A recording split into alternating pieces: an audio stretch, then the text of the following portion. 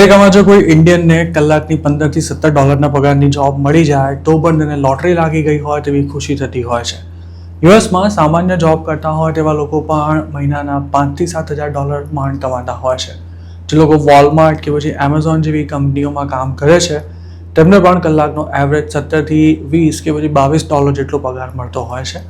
પણ અમેરિકાની એક રિટેલ કંપની એવી પણ છે કે જે પોતાના સ્ટોરમાં વર્ષોથી કામ કરતા લોકોને કલાકનો 33 ડોલર જેટલો પગાર ચૂકવવાની સાથે સાથે બોનસ, વેકેશન અને હેલ્થ ઇન્સ્યોરન્સ સહિતની અનેક પ્રકારની ફેસિલિટીઝ આપે છે. આ કંપનીનું નામ છે કોસ્ટકો, જેના યુએસમાં 621 જેટલા સ્ટોર્સ આવેલા છે અને તેના સ્ટોરમાં માત્ર $1.5 મળતા હોટ ડોગ અને ડ્રિંક કોમ્બોની કિંમત છેલ્લા 41 વર્ષથી નથી વધી. કોસ્ટકો માર્કેટિંગ અને જાહેર ખબરોમાં એક પૈસાનો પણ ખર્ચો ન કરતી હોવા છતાંય બિલિયન્સ ઓફ ડોલર્સનો બિઝનેસ કરે છે અને કસ્ટમર્સને સાચવવા માટે તે પોતાના જૂના એમ્પ્લોઈઝનું પણ ખાસ ધ્યાન રાખે છે. વોલ સ્ટ્રીટ જર્નલના એક લેટેસ્ટ રિપોર્ટમાં કોસ્ટકોની આ સ્ટ્રેટેજી વિશે વિગતવાર વાત કરવામાં આવી છે. તેમાં જણાવાયું છે કે કોસ્ટકોમાં 30 વર્ષ જેટલા સમયથી કામ કરતા હોય તેવા ઘણા એમ્પ્લોયીને હાલ કલાકના $30 પણ વધુનો પગાર મળે છે અને આવા મોટાભાગના એમ્પ્લોઈઝ મિલિયોનેર બની ચૂક્યા છે. ટોની બેર્ઝાર્ડ નામના કોસ્ટકોના એક કેશિયરની વાત કરતા વોલ સ્ટ્રીટ જર્નલે જણાવ્યું છે કે 60 વર્ષના આ કેશિયર કંપનીના સિક્રેટ વેપન છે.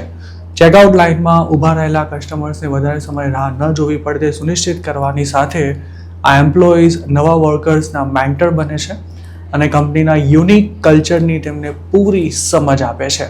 ટોની બેર્ઝાર્ડનો કલાકનો પગાર $32.90 છે અને તેમના રિટાયરમેન્ટ સેવિંગ્સ અકાઉન્ટમાં હાલ 1 મિલિયનથી પણ વધુની રકમ જમા પડી છે.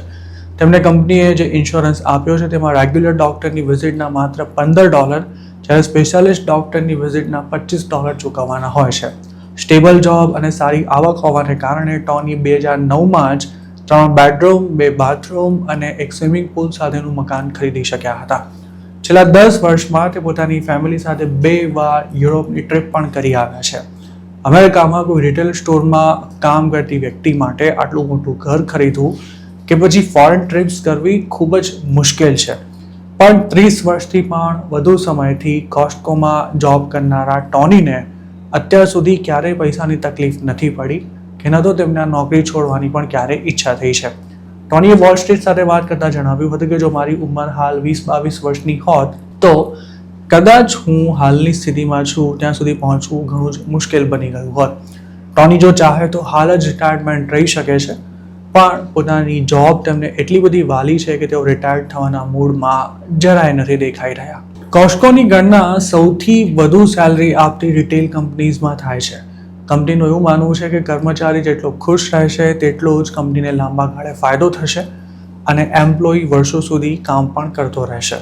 જો લોકો ટૂંકા ગાળામાં જોબ છોડીને ચાલ્યા નહીં જાય તો વારંવાર નવા લોકોની રિક્રુટમેન્ટ નહીં કરવી પડે અને નવા એમ્પ્લોયને ટ્રેનિંગ આપવાનો ખર્ચો પણ ખૂબ જ ઘટી જશે. સાથે જ અનુભવી એમ્પ્લોયી કસ્ટમર્સને સારી સર્વિસ આપી શકે છે, જેના કારણે કસ્ટમર્સ પણ ખુશ રહે છે. આપણે જાણીને કદાચ નવાઈ લાગશે કે કોસ્ટકોમાં જોબ મળ્યા બાદ એક જ વર્ષમાં રિઝાઇન કરી દેતા લોકોનું પ્રમાણ માત્ર 7% જેટલું થાય છે, જ્યારે અમેરિકાના અન્ય રિટેલ સ્ટોર્સમાં જોબ શરૂ કરનારા 30 થી 60% એમ્પ્લોઈઝ 1 વર્ષ સુધી પણ નથી ટકતા અને વોલમાર્ટ પણ તેમાંથી બાકાત નથી. જે કંપનીના કર્મચારીઓ પોતાના કામથી વધુ ખુશ હોય છે તે કંપનીઓ કસ્ટમર સેટિસ્ફેક્શનમાં પણ આગળ રહે છે.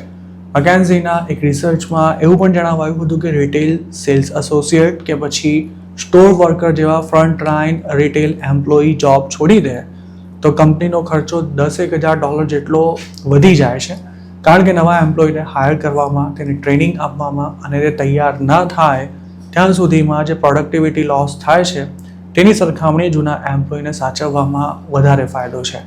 હવે મોટાભાગની કંપનીઓ જૂના એમ્પ્લોયીને જવાબદાર તરીકે જોઈ રહી છે અને છટણીઓમાં તેમનો નંબર પહેલા આવી રહ્યો છે. તેવામાં કોસ્ટકો જાણે તેમાં અપવાદ છે. કોસ્ટકોમાં $1 બિલિયન રિટાયરમેન્ટ ફંડ હોય તેવા એમ્પ્લોઈઝની સંખ્યા હજારોમાં થાય છે.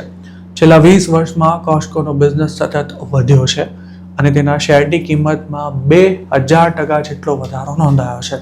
2008ની મંદીમાં કોસ્ટકોનું શેર $40 તળિયે પહોંચી ગયો હતો, જ્યારે હાલ તે $950 આસપાસ ટ્રેડ થઈ રહ્યો છે.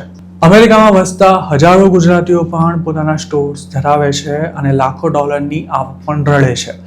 જોકે તેમાંથી ભાગે જ કોઈ મોટી બ્રાન્ડ ઊભી કરી શક્યું છે. એક તરફ ગુજરાતી બિઝનેસ ઓનર્સ એવી ફરિયાદ કરતા હોય છે કે દેશી એમ્પ્લોઈઝ એક નંબરના કામચોર હોય છે, તો બીજી તરફ તેમને ત્યાં કામ કરતા એમ્પ્લોય પોતાના ઓનરને શોષણખોર ગણાવતા હોય છે, જેમાં સરવાળે નુકસાન બંનેનું થાય છે. અને હાલ તો અમેરિકામાં એમ્પ્લોઈઝની શોર્ટેજ હોવાથી ગુજરાતી બિઝનેસ ઓનર્સ દોડતા થઈ ગયા છે અને એમ્પ્લોઈઝ આ ગરજનો ભરપૂર લાભ ઉઠાવી રહ્યા છે. શું આપને લાગે છે કે કોસ્ટકો જેવું મોડેલ અપનાવીને એમ્પ્લોય તેમજ કસ્ટમર્સને ખુશ રાખવાની સાથે પોતાના બિઝનેસને પણ એક્સપાન્ડ કરી શકાય? આપના વિચારો કમેન્ટમાં ચોક્કસ જણાવજો.